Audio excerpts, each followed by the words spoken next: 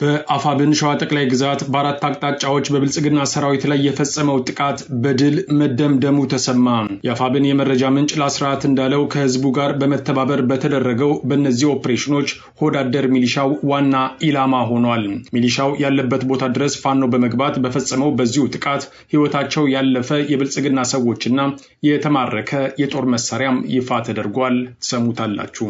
ከደንበጫ ወደ ገሊላ የተንቀሳቀሰው የአብይ አህመድ ሰራዊት ከባድ የደፈጣ ጥቃት ሲገጥመው ከአማኑኤል ከተማ የተንቀሳቀሰው ኃይል ደግሞ እቅዱ ሳይሳካ ወደ መጣበት ከተማ መፈርጠጡ ታውቋል።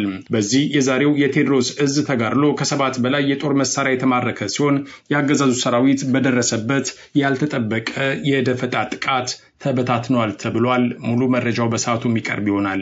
የቀድሞ የትግራይ ክልል ፕሬዝዳንት ጀነራል ታደሰ ወረደ መታገታቸው ተነገረ። የቀድሞ ፕሬዝዳንት የታገቱት የአሜሪካው አምባሳደር ወደ መቀሌ መሄዳቸውን ተከትሎ ነው። እገታው በህወሓት የተፈጸመ ሲሆን ዓላማውም ጀነራሉ አምባሳደሩን እንዳያገኙ ማድረግ ነበር ተብሏል። አሜሪካ በኢራን ላይ ከባድ የተባለውን ድብደባ እየፈጸመች እንደምትገኝ የመከላከያ ተቋሙ ፔንታጎን አስታውቋል። አሜሪካ በኢራን ተቋማት ላይ የምትወስደው የማዕቀብ እርምጃም ያገረሸበት ሲሆን $130 ሚሊዮን ካፒታል ያለው የኢራን ተቋም የእርምጃው ሰለባ ሆኗል። አሁን በቀጥታ ወደ ዝርዝሩ አልፈናል።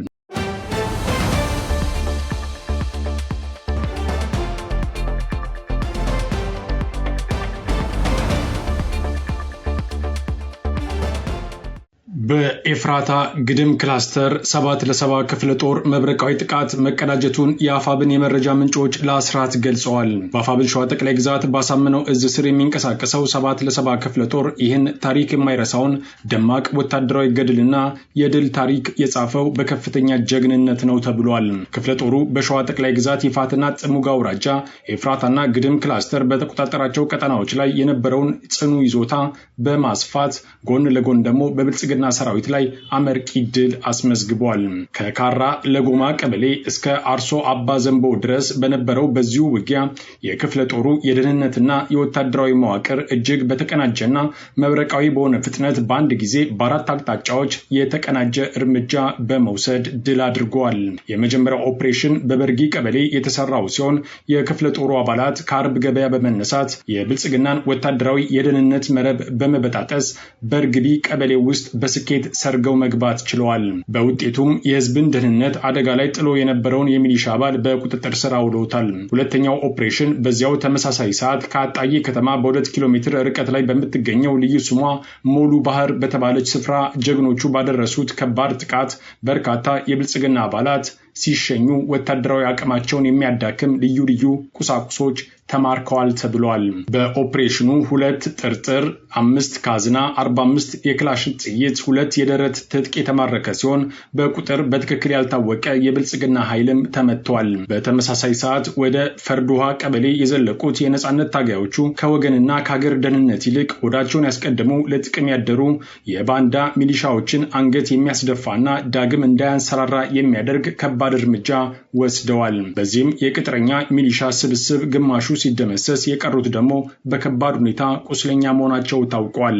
ተኮላ ሰብስቤና ነጋሽ የተባሉ የሚሊሻ አባላት ህይወታቸው ሲያልፍ ኮማንደር መሐመድና ሰለሞን የተባሉት ደግሞ የመቁሰል አደጋ ደርሶባቸዋል።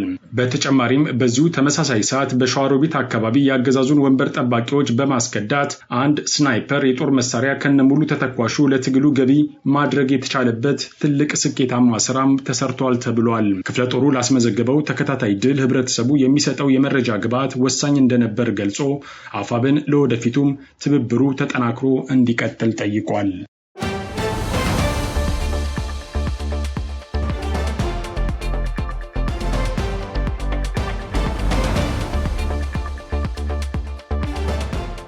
በአፋብን ቴዎድሮስ እዝ 109ኛ ኮር 99ኛ ክፍለ ጦር በርካታ ያገዛዙን ኃይል በመደምሰስ የጦር መሳሪያ መማረኩ ተሰማ።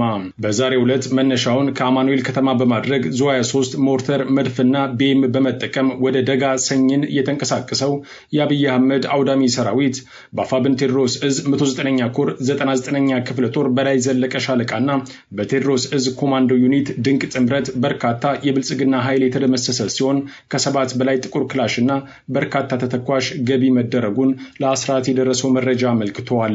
የቴዎድሮስ እዝ 206ኛ ኮር 24ኛ ክፍለ ጦር ተርቦች ስናን አባጅሜ ሻለቃ በቆረጣ የብልጽግናን ኃይል ደማቅ አቀባበል ያደረጉለት ሲሆን የደረሰበትን ምት መቋቋም ያቃተው የብልጽግና ኃይል ወደ አማኑኤል ከተማ ፈርጥጧል ተብሏል። ይህ በእንዲህ እንዳለም ከደንበጫ ከተማ ወደ ገሊላ የተንቀሳቀሰው የአብይ አህመድ ወራሪ ቡድን በኢንጂነር ክበር ተመስገን ልጆች አይቀጡ ቅጣት ተቀጥቶ ሙትና ቁስለኛውን እያዝረከረከ ወደ ኋላ እንዲያፈገፍግ ተገዷል ተብሏል። ይህ ብቻ አይደለም። ከደንበጫ ወደ አንጀኔ ቀጠና የተንቀሳቀሰው የአብይ አህመድ ሰራዊት ሞርተር፣ ዲሽቃ፣ መድፍና ቤም እንዲሁም ደግሞ የነፍስ ወከፍ መሳሪያ ቢጠቀምም ከፋኖ የገጠመውን ከባድ መከላከል መቋቋም እንዳቃተው ከቦታው የወጣው መረጃ አመልክቷል። ከጎጃም ወደ ሸዋ ስናመራ ደግሞ የአፋብን ሸዋ ጠቅላይ ግዛት ያሳምነው እዝ መሐመድ ቢሆነኝ ኮር እቴጌ ጣይቱ ክፍለ ጦር የአመራር ሪፎርም ማካሄዱ ታውቋል። በተካሄደው የሪፎርም መድረክ ላይ የዙና የኮሩ ከፍተኛ አመራሮች የተገኙ ሲሆን ይህ አመራር ለውጥ የተደረገው ከክፍለ ጦር ወደ ኮር ደረጃ በተቀየሩ አመራሮች ምትክ አዳዲስ አመራሮችን ለመተካት ታስበው መሆኑ ተገልጿል።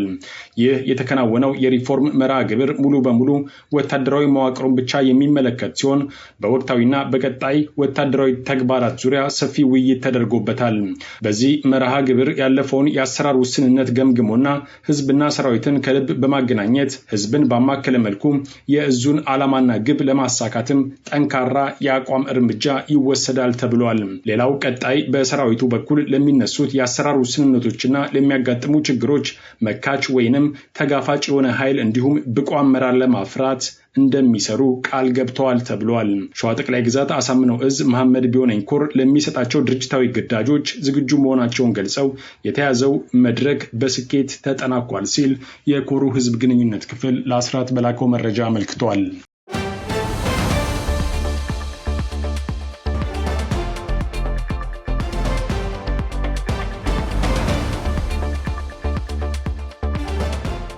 የቀድሞ የትግራይ ጊዜያዊ አስተዳደር ፕሬዝዳንት ሌተናል ጀነራል ታደሰ ወረደ በኢትዮጵያ ከዩናይትድ ስቴትስ አምባሳደር ኤርሸን ጂ ማንሲንጋ ጋር ሊያደርጉት የነበረውና አስቀድሞ የተያዘው የፊት ለፊት ስብሰባ የጸጥታ ኃይሎች በጀነራሉ ላይ በጣሉት የጉዞ እገዳ ምክንያት ሳይሳካ መቅረቱን ጉዳዩን በቅርበት የሚያውቁ የውስጥ ምንጮች ከትግራይ ገልጸዋል። ይህ በእንቅስቃሴ ላይ የተጣለው እገዳ የተከሰተው አምባሳደር ማሲንጋ በመቀሌ ከተማ ይፋዊ ጉብኝት እያደረጉ በነበረበት ወቅት ሲሆን ዲፕሎማቱ በቆይታቸው ከተለያዩ የሰብአዊ መብት ተቋማት፣ የፖለቲካ ሰዎችና የሲቪል ማህበረሰብ ተወካዮች ጋር በሰብአዊ እርዳታ አቅርቦት፣ በሰላም ጥረቶችና በፕሪቶሪያው የጥል ማቆም ስምምነት አተገባበር ዙሪያ ሰፊ ውይይቶችን አድርገዋል።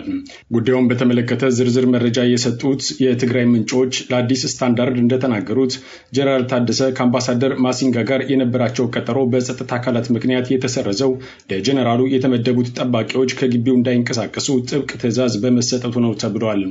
የጸጥታ ሰራተኞቹ እንቅስቃሴ እንዳያደርጉ የተከለከሉ ሲሆን ጀነራሉ መሄድ ከፈለጉ ግን በገዛ እግራቸው መሄድ እንደሚችሉ ተነግሯቸዋል ተብሏል። ይህን ተከትሎ የፊት ለፊት ስብሰባው ቢሰረዝም አምባሳደር ማሲንጋና ሌተናል ጀነራል ታደሰ በስልክ በመገናኘት ውይይት ማድረጋቸው የታወቀ ቢሆንም ስለተፈጠረው ክስተት በአሜሪካ ኤምባሲም ሆነ በጀነራል ታደሰ በኩል እስካሁን ድረስ የተሰጠ ይፋዊ መግለጫ የለም።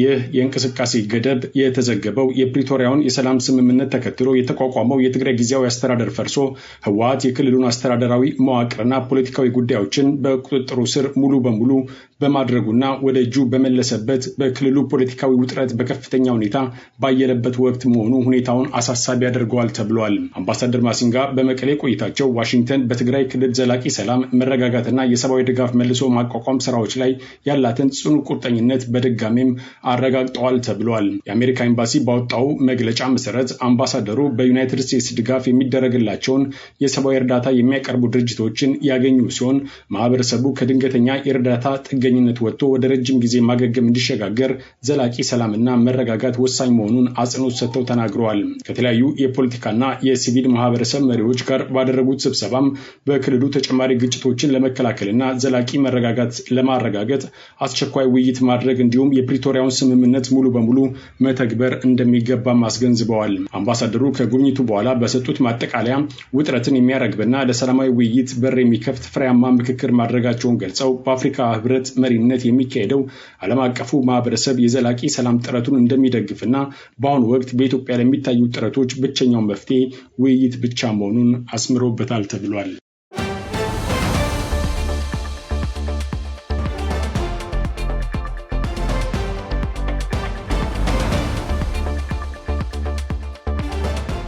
አሜሪካ በኢራን ወታደራዊ ኢላማዎች ላይ ተጨማሪ ድብደባዎችን ስትፈጽም ኢራን በቀጠናው የሚገኙ ተጨማሪ የንግድ መስመሮችን እንደምትዘጋ ማስጠንቀቅ መጀመሯን ቢቢሲ ዘግቧል። የኢራን አብዮታዊ ዘብ አሜሪካ ጠባጫሪነቷን እስክታቆም ድረስ የሆርሙዝ ወሽመጥ ዝግ ሆኖ እንደሚቆይ ተናግሯል። ይህም ቢሆን ግን ፕሬዚደንት ዶናልድ ትራምፕ በሰጡት ምላሽ የኢራን መሰረተ ልማቶች ከጥቃት እንደማያመልጡ በማስጠንቀቅ ላይ ናቸው። የኢራን መንግስት አክሎም በቀጠናው የሚገኙ ተጨማሪ የነዳጅና ጋዝ መለኪያ መስመሮችንም እንደሚዘጋ ጨምሮ አስጠንቅቋል። ማስጠንቀቂያው የተሰማው የአሜሪካ ጦር ማዕከላዊ እዝ ሴንቲኮም ሌሊቱን ካካሄደው የ7 ሰዓት ድብደባ ተከትሎ የድሮን የአየርና የባህር ጥቃቶችን መፈጸሙን ካስታወቀ በኋላ ነው። ከቅርብ ቀናት ወዲህ በአሜሪካና በኢራን መካከል የተቀሰቀሰው አዲስ ጦርነት ለዓለም ምጣኔ ሀብት ወሳኝ የሆነውን የባህር ወሽመጥ እንቅስቃሴ አልባ አድርጎታል። ይህ ጥቃት ወሳኝ የነዳጅ መተላለፊያ በሆነው የሆርሙዝ ወሽመጥ ላይ መርከቦች መንቀሳቀስ ባለመቻላቸው የዓለም የነዳጅ ዋጋ በከፍተኛ ሁኔታ እንዲጨምር አስገድደዋል። የአሜሪካ ጦር ማዕከላዊ እዝ ረቡዕ ማለዳ የተፈጸሙ ጥቃቶች የኢራን ጦር በንግድ መርከቦች ላይ ተጨማሪ ጥቃት መፈጸም እንዳይችል በማድረግ አቅሙን ያዳከሙ ናቸው ሲል አስታውቋል። የሴንቲኮም ባለስልጣናት አክለውም ለ90 ደቂቃ ያህል የኢራን የባህር ዳርቻ መከላከያዎችና ክሩዝ ሚሳኤል ማከማቻ ላይ ድብደባ ተፈጽመዋል ብለዋል። ማክሰኞ ዕለት የአሜሪካው ፕሬዚደንት ዶናልድ ትራምፕ ኢራን ወደ ድርድር የማትመለስ ከሆነ በሚቀጥለው ሳምንት ድልድዮቿንና የኃይል ማመንጫዎቿን እንደሚደበድቡ መዛታቸው አይዘነጋም። ይህ በእንዲህ እንዳለ የአሜሪካ መንግስት በኢራን ተቋማት ላይ ማዕቀብ መጣሉን የቀጠለ ሲሆን ከ130 ሚሊዮን ዶላር በላይ የሚያወጣው የኢራን ዲጂታል ሀብት ላይ ማዕቀብ መጣሉን የአሜሪካ ግምጃ ቤት ኃላፊ ስኮት ቤንሳት አረጋግጠዋል። ኃላፊው በኤክስ ገጻቸው ባሰፈሩት ጽሑፍ የአሜሪካ ግምጃ ቤት የዲጂታል ሀብት ብዝበዛን ጨምሮ የኢራንን ህገወጥ የፋይናንስ እንቅስቃሴዎች ለመግታትም ቁርጠኛ መሆኑን አስታውቀዋል። የአሜሪካ ግምጃ ቤት የውጭ ሀብት ቁጥጥር ክፍል ከኢራን ብሔራዊ ባንክ ጋር የተያዙ በርካታ አካውንቶች ላይ ማዕቀብ እንደጣለም አስታውቀዋል። ህገወጥ ገንዘብን ወደ ህጋዊ መስመር የማስገባት ሂደትን በማስቆም የኢራን መንግስት የሚያገኘውን ያልተገባ ገቢን እንገታለን ሲሉም ኃላፊው ዝተዋል። ማዕቀብ የተጣለባቸው የኢራን አካውንቶች ማዕቀብ በተጣለባቸው የቴህራን ባንኮች ስም በየዓመቱ በቢሊዮን ዶላሮች የሚቆጠር ገንዘብ እንደሚያንቀሳቅሱም ተመልክቷል።